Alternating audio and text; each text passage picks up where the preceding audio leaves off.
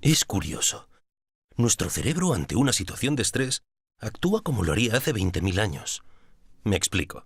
Bien te persiga, por ejemplo, un mamut, o bien estés esperando una llamada del jefe, tu cerebro reacciona de la misma forma. Hace saltar la alarma. Tú ya piensas que te van a despedir y decides huir o luchar. La parte racional del cerebro trata de convencerte de que no pasa nada, pero la parte más irracional ya se prepara para la pelea y dilata las pupilas para ver bien el peligro venir. El cerebro lleva sangre a los músculos que se tensan para la pelea. Aumenta la presión sanguínea y abre las venas y le dice al estómago y a los riñones que dejen de trabajar. Contrae los capilares de la piel, quiere minimizar la pérdida de sangre en caso de heridas. Tu cuerpo cambia, estás pálido y aumenta tu temperatura. El cerebro ordena abrir las escotillas de las glándulas del sudor. Aumenta la sudoración y el corazón aumenta las palpitaciones. Los pulmones se ponen a dar oxígeno. Ya estás para la lucha. Claro, si fuera necesario. Porque una cosa es que un mamut te persiguiera hace miles de años y otra que te montes una película por una simple llamada de teléfono. Bienvenido al estrés contemporáneo. La vida moderna está programada a través de horarios, normas y códigos que ordenan nuestra vida diaria y nos dan una mayor seguridad. Sin embargo, y a pesar de ello, en el siglo XXI sufrimos más que nunca de enfermedades relacionadas con los nervios, el estrés y los miedos injustificados. En los últimos 150 años, en las últimas 3 o 4 generaciones, ha sido cuando nos han impuesto o nos hemos impuesto el orden.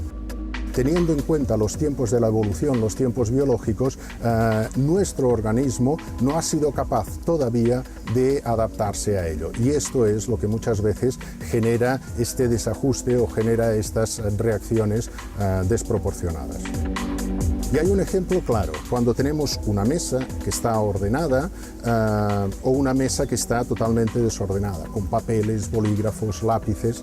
Sobre esta mesa desordenada, un bolígrafo rojo no nos llama la atención, pero en cambio sobre la mesa que está perfectamente ordenada, si junto a los bolígrafos azules aparece uno que es de color rojo, esto nos llama la atención.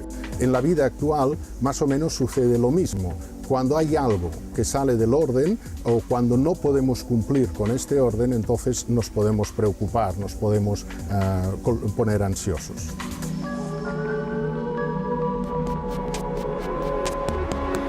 El cuerpo humano está preparado para responder a las amenazas. En realidad, cuando nuestros ancestros vivían en la selva, vivían en los bosques, se encontraban a menudo con osos, con leones y tenían que responder, tenían que luchar contra ellos o bien tenían que salir corriendo hasta que encontraban un árbol y ahí reposaban, descansaban de esta situación amenazante. En la ciudad sucede algo distinto. En la ciudad las amenazas no son puntuales, sino que son amenazas continuas y a veces vamos encadenando una tras otra. Esto lo que hace es que no tengamos tiempo para reparar nuestro organismo y que todo se convierta en un estrés crónico.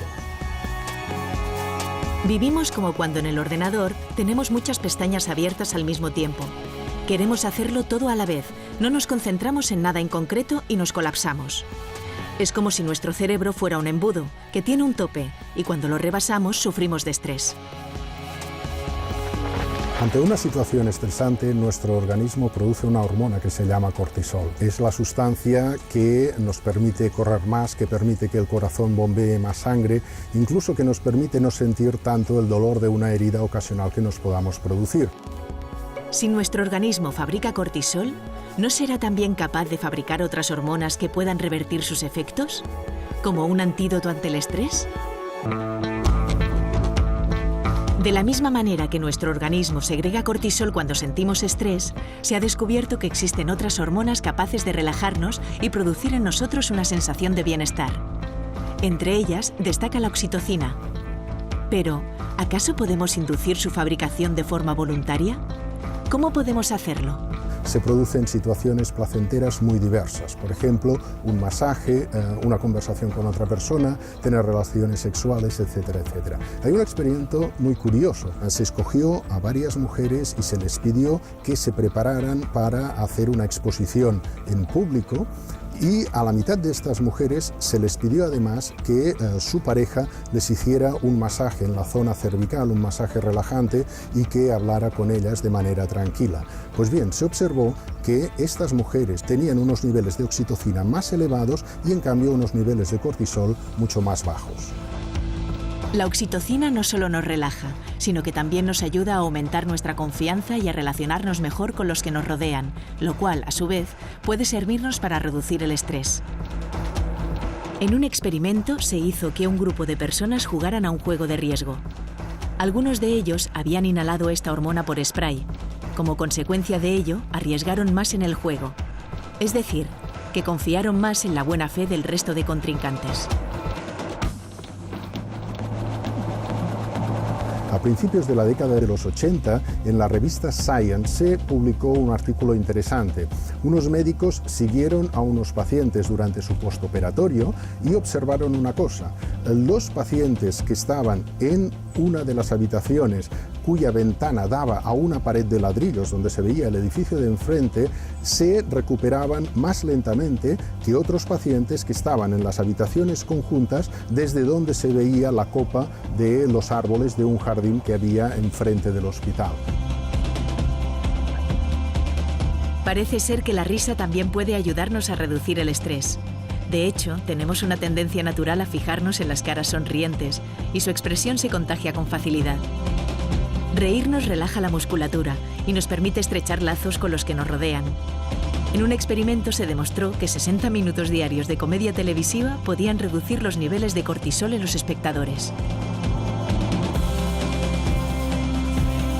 Hacer ejercicio, sentir y pensar positivamente, ayudar a los demás, reír y acariciarnos.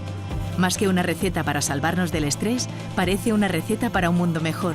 Pero es que quizás vivir en la calma sea el primer paso para conseguirlo.